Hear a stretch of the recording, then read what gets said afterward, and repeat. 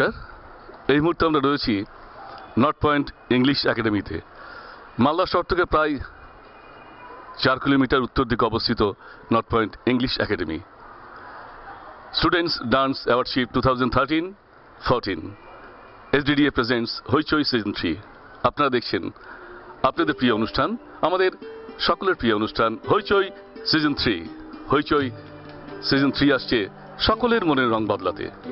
আমরা দেখে নেব নর্থ পয়েন্ট ইংলিশ একাডেমিকে এবং জেনে নেব নর্থ পয়েন্ট ইংলিশ একাডেমির ইতিহাস। আসুন।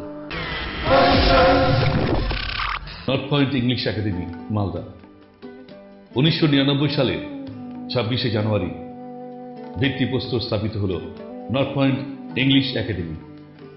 14ই এপ্রিল 2000 তৎকালীন কেন্দ্রীয় তথ্য সংস্কৃতি মন্ত্রী সম্মানীয় শ্রীযুক্ত তপন শিকদার মহাশয় নর্থ পয়েন্টের দ্বারোদ্ঘাটন করলেন।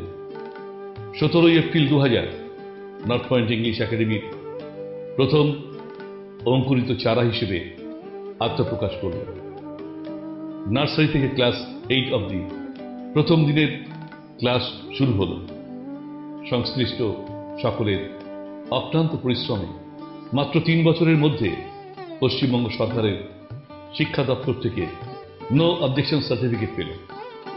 2008 সালে Council for the Indian School Certificate Examination New Delhi North পয়েন্টকে অ্যাফিলিয়েটেড বলে স্বীকৃতি দিল। 2002 সালে এই স্কুলের ছাত্ররা প্রথম বোর্ডের পরীক্ষা দিয়েছিল।